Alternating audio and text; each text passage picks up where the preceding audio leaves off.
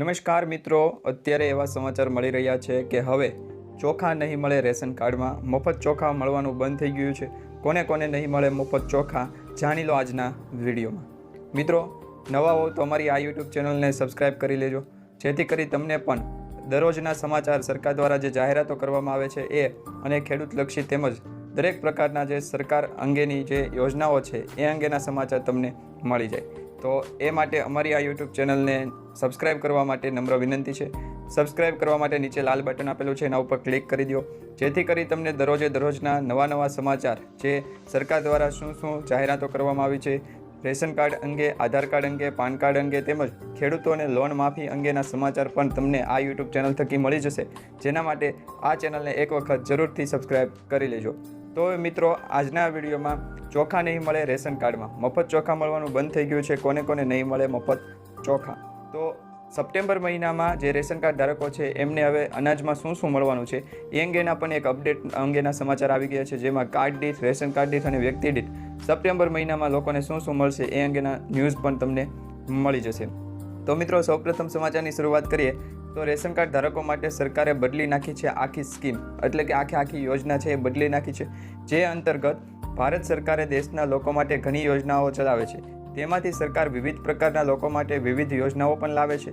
આમાંની મોટાભાગની યોજનાઓ ગરીબ અને જરૂરિયાતમંદ લોકો માટે હોય છે. તમને મિત્રો ખબર જ હશે કે સરકાર દ્વારા જેટલી પણ યોજનાઓ ચલાવવામાં આવે છે તમામે તમામ ગરીબો માટે અને જરૂરિયાતમંદ લોકો હોય છે એમના માટે ખાસ કરીને લાભદાયક યોજનાઓ હોય છે. તો સરકાર દ્વારા આ યોજનાઓમાં શું ફેરફાર કરવામાં આવ્યો છે એ અંગેના એક સમાચાર મળી રહ્યા છે. જે અંતર્ગત કેન્દ્ર સરકારે ગરીબોને મફત રાશન આપે છે, જેમાં જે કેન્દ્ર સરકાર છે એ 80 કરોડથી વધુ લોકોને છે એ ગરીબ મફત અનાજ આપે છે, ગરીબ લોકોને રેશન કાર્ડ દીઠ. તો સરકાર તમામ રેશન કાર્ડ ધારકોને મફત રેશન યોજના હેઠળ રેશન પૂરું પાડે છે, દર મહિને આપે છે. પરંતુ હવે તેમાં મોટો ફેરફાર કરવામાં આવ્યો છે. હવે આ ફેરફાર શું છે તો એ આપણે છે વિડીયો પૂરો જોશું તો આપણને છે એક અંદાજ આવી જશે. તો હવે મિત્રો, એમાં એવું છે કે હવે આપવામાં આવશે જરૂરી વસ્તુઓ, એમાં 9 જરૂરી વસ્તુઓ આપવામાં આવશે જેનો સમાવેશ કરવામાં આવ્યો છે. તો એ અંગે પણ આપણે માહિતી મેળવીએ એ પહેલાં નવા નિયમ મુજબ હવે મફતમાં ચોખા નહીં મળે. તો કયા લોકોને મફતમાં ચોખા નહીં મળે? રેશન કાર્ડ દીઠ નહીં મળે કે પછી વ્યક્તિ દીઠ નહીં મળે? તો અગાઉ સરકારે રેશન કાર્ડ ધારકોને મફતમાં ચોખા આપતી હતી, પરંતુ હવે સરકારના નવા નિર્ણય મુજબ હવે મફતમાં ચોખા નહીં મળે. તેના બદલે મફત ચોખાને બદલે સરકાર 9 જરૂરી વસ્તુઓનો સમાવેશ કરી શકે છે. જાણો હવે રેશન કાર્ડ ધારકોને કઈ વસ્તુઓ મફતમાં મળી શકે છે.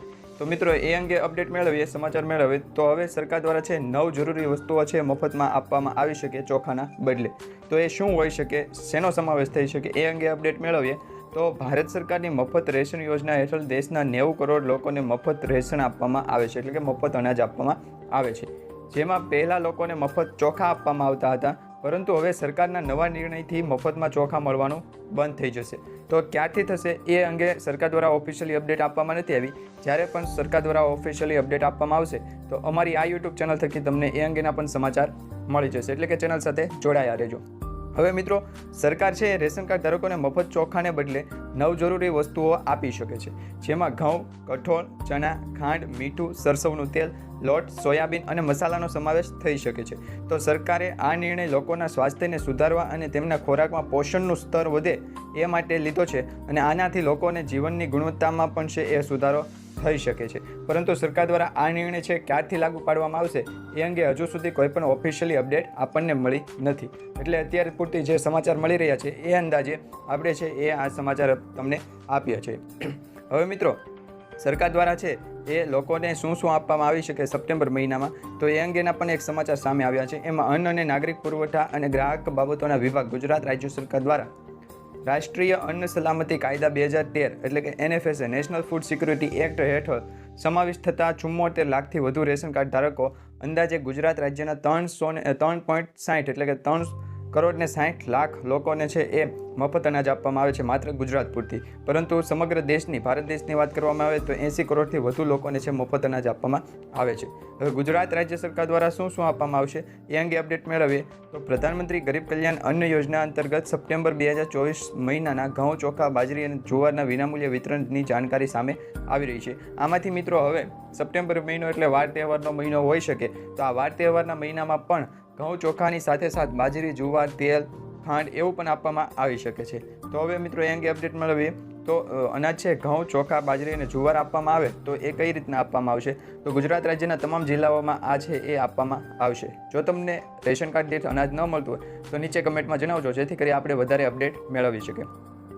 તો મિત્રો ઘઉં છે એ અત્યોદય કુટુંબોને કાર્ડ દીઠ 15 કિલો આપવામાં આવશે. અગ્રતા ધરાવતા કુટુંબોને વ્યક્તિ દીઠ આપવામાં આવશે 2 કિલો. તો ચોખા છે એ પણ અત્યોદય કુટુંબને 15 કિલો કાર્ડ દીઠ આપવામાં આવશે. અને અગ્રતા ધરાવતા કુટુંબો હશે એટલે કે PHH અને અત્યોદય એટલે કે AY, હવે આવા કુટુંબ ધારકોને અને વ્યક્તિ દીઠ છે એ આપવામાં આવશે. અત્યોદય કુટુંબ ધારકોને બાજરી અને અગ્રતા ધરાવતા કુટુંબોને બાજરી છે એ કાર્ડ દીઠ અનુક્રમે 5 કિલો અને વ્યક્તિ દીઠ 1 કિલો આપવામાં આવશે. તો જુવાર પણ છે એ કાર્ડ દીઠ 5 કિલો અને વ્યક્તિ દીઠ 1 કિલો અત્યોદય અગ્રતા ધરાવતા કુટુંબોને આપવામાં આવશે. હવે મિત્રો એ પણ જાણી લઈએ કે સરકાર દ્વારા ચણા, તુવેર દાળ, ખાદ્ય તેલ, ખાંડ અને મીઠાના રાહત દરે વિતરણ સંબંધિત યોજનાઓની અગત્યની જાણકારીઓ સામે આવી રહી છે. જેમાં ખાસ કરીને ચણા, તુવેર દાળ તેમજ ખાંડ અને મીઠું આ છે આપવામાં આવશે. ગયા મહિને એટલે કે ઓગસ્ટ મહિનામાં જન્માષ્ટમીનો તહેવાર હતો, તો એ તહેવાર નિમિત્તે આ તમામ વસ્તુ રેશન કાર્ડ દીઠ આપવામાં આવી હતી. પરંતુ હવે સપ્ટેમ્બર મહિનામાં જો તહેવારો હશે તો તહેવારો નિમિત્તે તમને છે એ ફરી મફત અનાજમાં છે એ વધારો કરીને આપવામાં આવશે.